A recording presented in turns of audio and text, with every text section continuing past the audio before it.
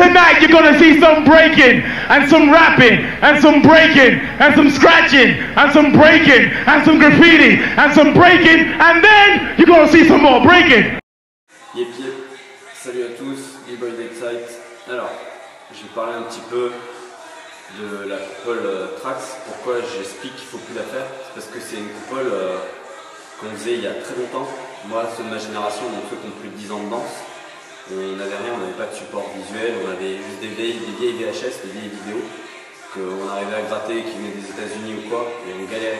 On n'avait vraiment aucun support, aucun moyen visuel pour pouvoir créer tous les mouvements. Donc on galérait tous dans la rue à danser, à s'entraîner, il n'y avait pas de salle, rien n'existait. Et c'était dur. Alors que maintenant, on est en 2013, il y a Internet, les gens de ma génération ont créé des bases, et le Trax n'est pas une base réelle pour faire windmill, coupole. On s'entend bien que windmill c'est la coupole, c'est quelque chose que quand vous regardez tout le monde la faire, il ne passe pas par Trax, il ne passe pas par cette position, il passe vraiment sur la tête et ils envoient.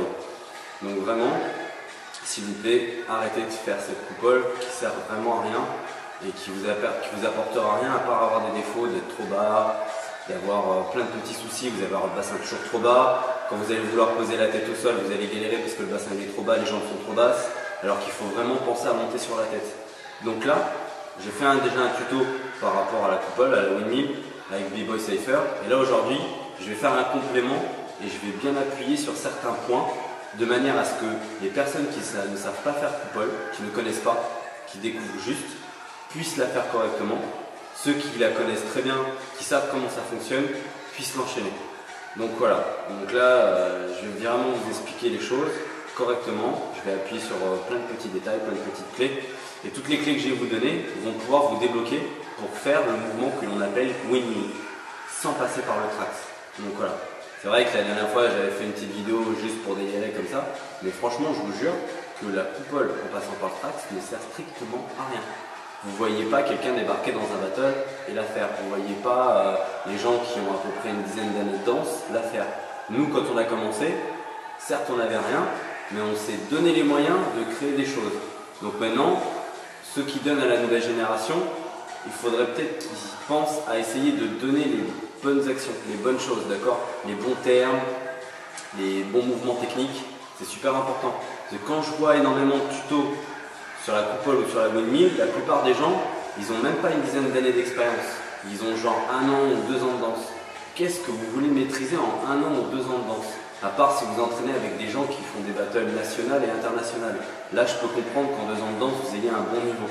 Mais sinon, quand vous êtes chez vous et que vous galérez sur un mouvement, ça ne sert à rien de faire un petit tuto pour aider les autres. Même si vous galérez et tout, ça ne sert strictement à rien. Essayez d'aller chercher des moyens, comment dire, en niveau, et essayez de vous renseigner sur les bonnes choses, les vrais termes, les vrais mouvements à créer, les vraies choses à faire. Et essayez de ne plus rester sur des choses qui étaient dans les années 70, 80, 90, ça passait. De faire des vieilles coupoles à l'ancienne, comme on disait moulin avant. On passait, on posait la main, il y avait un temps d'arrêt, on repartait sur le dos. Ça pouvait être compréhensible à cette époque-là, mais plus maintenant. On est en 2013, on est dans la nouvelle génération du break, c'est la new school. Maintenant, il faut vraiment, sortez-vous des idées qui est des choses trop basiques, et après il y a des étapes. Certes, il y a quelques petites étapes, mais évitez de passer par ce genre de choses, quoi. Le Trax, stop, c'est fini. Donc voilà, donc là, on va attaquer vraiment sur des choses concrètes, et je vais bien vous expliquer, je vais vous donner les clés et les moyens de réussir windmill. Peace, B-Boy Deadside, Trax Family. Le premier mouvement qu'il faut faire, c'est vraiment partir du dos pour monter sur la tête. Une fois que vous êtes du dos et que vous montez sur la tête, que ça vous l'ayez compris, vous pourrez passer à la deuxième action. Mais si vous n'avez pas ça, ce premier mouvement, vous ne pourrez pas aller plus loin. Certes, ça peut paraître bizarre, il peut paraître un peu chelou ce mouvement. Et vous partez ici, du sol, demi-quart américain, comme si vous allez faire un backspin. Bien sûr, si vous avez un backspin avant de faire la coupole, ce serait peut-être un peu plus logique. Donc là, vous allez envoyer votre premier mouvement en rotation et vous allez monter sur la tête. D'accord? Donc ça, c'est vraiment important d'avoir ce premier mouvement-là, dos, montée tête. Je me mets un peu de profil, comme ça vous verrez bien. Là, je pars le mouvement, je monte en rotation et je monte sur la tête. Vous avez vu l'action que j'ai fait avec la tête? C'est un point d'appui. Les points d'appui, ça va être la tête et les mains et le dos. D'accord? il n'y a que ça qui tient qui compte dans la coupole. Les jambes, elles sont en écart gainé et elles fouettent. Elles viennent s'écraser pour ceux qui ont une forme de corps cassé, et sinon, les jambes ne servent qu'à fouetter et à rester en écart. Le dos, lui, il va y avoir un impact. Au moment où vous êtes sur le dos et que vous voulez aller sur la tête, il va y avoir un moment donné où il va falloir mettre de l'énergie. Et cette énergie, il va falloir la créer, d'accord? Et en tournant le corps et en poussant fort dans les jambes et dans le corps. Créer une action pour monter sur la tête. Donc je recommence plusieurs fois le mouvement. On part en rotation, on monte, positionner. D'accord? Vous avez vu mon coude, je m'en suis servi. Je me suis servi pour venir me positionner devant. Donc ça, c'est super important de savoir le faire. Bon, au début, avec les pieds au sol, mais une fois que vous êtes vraiment capable de vous sentir à l'aise, sans que les pieds touchent le sol. D'accord? Donc ce mouvement-là, j'insiste, vraiment, il faut l'avoir. Si vous n'avez pas le dos remonté tête, ça va être quelque chose d'ardu pour pouvoir enchaîner derrière. D'accord? Donc ça, c'est vraiment le premier mouvement. Donc les clés pour ce mouvement-là, c'est d'avoir une rotation correcte. C'est-à-dire que là, ici, vous emmenez bien votre jambe. Vous avez vu? Moi, ma jambe, elle reste parallèle au sol. Jusqu'à un maximum où je ne peux pas aller plus loin. Là, je l'emmène vers le haut. Là, ma jambe, elle est toujours au sol. Et elle, c'est la plus importante. Elle, elle va vous placer, mais elle va vous donner vraiment beaucoup d'élan. Là, j'ai le bassin au sol, mais à partir du moment où celle-là part, mon bassin va se lever. Là, j'emmène mon bassin vers le haut. Ici, je viens chercher l'appui avec mon coude et ma tête, et je monte dessus. Vous avez vu? C'est vraiment pas compliqué. Il suffit juste de l'exécuter correctement. Je recommence. Donc ici, j'envoie ma première jambe qui rentre au sol jusqu'au maximum. J'envoie ma deuxième. Je prépare mes mains. Je viens chercher l'appui. Je monte sur la tête et je viens chercher le troisième appui. Tête-main. Voilà. Donc ça, c'est vraiment une clé importante à travailler. Si vous n'avez pas le départ, vous ne pourrez pas avoir la suite. Et vice versa. D'accord? Peace.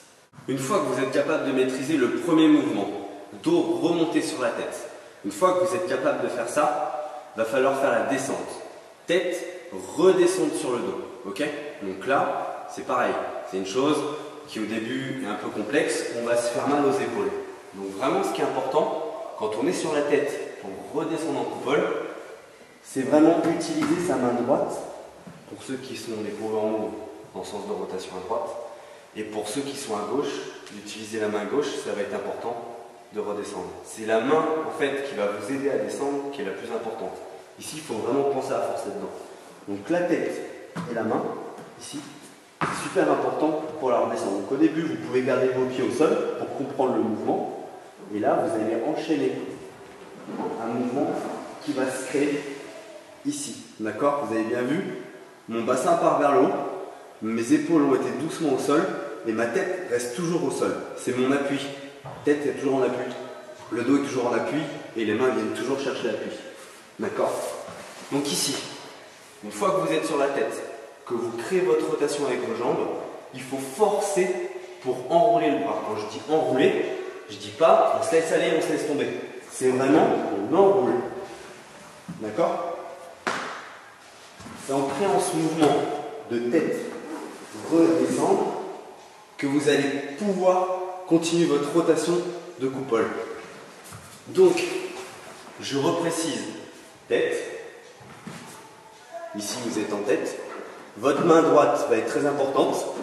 Vos jambes qui fouettent vont faire leur rotation tranquillement. Et vous allez forcer dans vos mains pour redescendre. Et finir sur le dos. Soit en backspin, si vous voulez continuer à tourner. Et si vous voulez continuer votre rotation, là, vous allez devoir forcer dans vos mains pour accélérer la rotation. D'accord? Donc, je remonte la descente. Je me mets un petit peu de profil pour que vous voyez bien le travail de la main. On envoie les jambes. Et on remonte. D'accord? Donc ici, c'est très important de contrôler son mouvement avec ses mains. Vous avez bien vu, je ne suis pas passé par le trax. J'ai bien contrôlé ma descente ici. Et j'étais de tête. Je suis redescendu sur les épaules et je suis remonté. Le bassin ne touche jamais le sol en coupole. Sinon, vous allez avoir des bleus. ça va vous faire mal, et là ça va être galère, d'accord? Donc je remonte une dernière fois le deuxième exercice, tête, redescendre et remonter sur la tête, sans que les pieds touchent au sol. Je suis en tête, je crée mon mouvement de rotation, j'enroule et je remonte. Ça, si vous êtes capable de maîtriser ce mouvement-là, tête, redescendre du dos, remonter sur la tête sans que les pieds touchent le sol, vous aurez une coupole magnifique. Dites-vous une chose, vous n'êtes jamais trop haut en power move. Quand je parle de trop haut, je parle du bassin. C'est-à-dire que là, vous montez complètement sur la tête, ça va pouvoir vous ouvrir des clés et des portes pour la suite. Si vous voulez travailler munch meal, ce que tout le monde appelle cacahuète, il ne faut pas croire que vous passez bas. Au contraire, plus vous allez monter sur le haut de la tête, et plus vous serez à l'aise. Que vous faites la coupole équerre, c'est exactement le même principe. Que vous voulez faire une coupole avec une clé, toute sorte de coupole, ce se fera toujours avec la tête au sol. Et plus vous monterez en haut, plus vous serez à l'aise pour passer. Je vais vous expliquer pourquoi. Ici, vous avez le bassin en bas, et vous voulez passer de l'autre côté. Ben là, vous allez forcer beaucoup plus. Vous fermez ici des portes, d'accord? Là, en fait, vous avez moins d'espace pour redescendre. Alors que si le bassin va vers le haut et que vous montez en tête, vous avez vu, j'ai fait un tout petit exercice tout con, mais vous avez bien vu que j'étais sur moi-même, c'est galère. Alors que là, je monte le bassin, tout de suite il y a de l'espace ici. Je crée un espace. Et dans cet espace-là, je peux bouger, je peux circuler. Vous avez vu? Là, il y a de l'espace. Vous pouvez mettre les mains, vous pouvez faire ce que vous voulez. Plus vous avez de l'espace, plus le bassin est haut, et plus vous pourrez enchaîner ce que vous voulez derrière. Thomas, vrille, tête, tout, vrille coude, tout, vraiment tout pourra se faire, pourra se créer. Mais si vous ne le faites pas, vous serez en galère. Donc voilà. Ça, c'est le deuxième exercice qui est super important. Peace. Tout à l'heure, j'étais en train de vous parler de clés et de portes. Quand je prends ce terme-là, le terme de clé, en fait, c'est des choses, c'est des mouvements qu'il va falloir travailler en à côté de votre figure, qui va vous permettre de la débloquer. D'accord? Donc c'est des termes qui sont un peu spéciaux, qu'on utilise quand on a quand même pas mal d'années de danse. Donc là, je vais vous montrer une première clé, que j'avais déjà montrée dans mon autre tuto, c'est celle de Storm. B-Boy Storm, le B-Boy allemand, qui a une trentaine d'années de danse, même beaucoup plus que 30 ans de danse, qui lui a créé énormément de choses, avec qui, quand on parle, il a vraiment un savoir-faire important, et il a créé une clé pour débloquer toutes les personnes qui galèrent en coupole. Donc là, je la réexplique. Cette clé va vous permettre d'avoir la tête au sol, de comprendre l'appui de la tête au sol et de comprendre la hauteur de bassin. C'est très, mais vraiment très important. Ok? Comme je vous ai expliqué tout à l'heure, plus vous allez avoir le bassin en bas, plus ça va foirer. Plus vous allez avoir le bassin en haut, plus vous serez à l'aise. Donc je remonte, je réexplique. La tête au sol, les mains au sol, vous êtes sur les genoux à plat.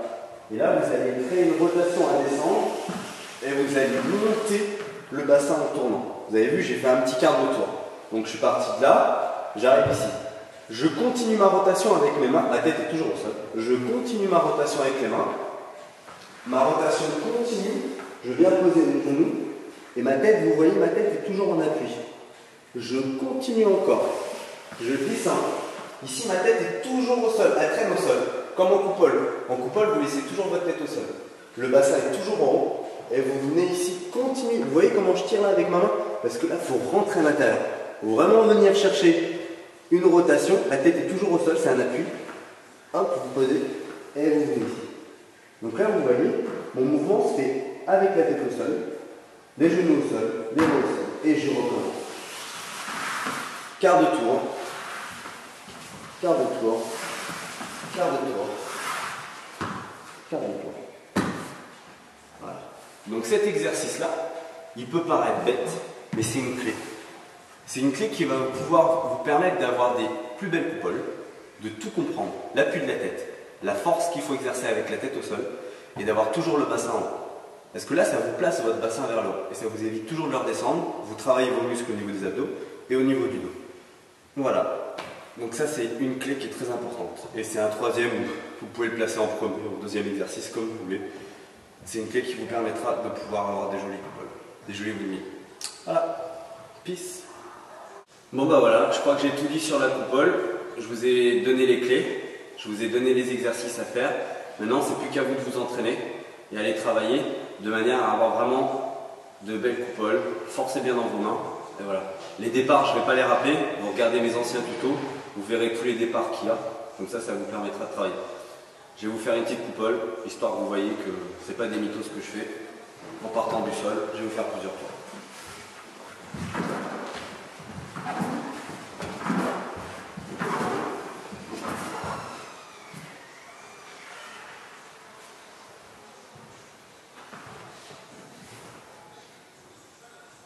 Peace. B-Boy Dead Site, Rock City Family.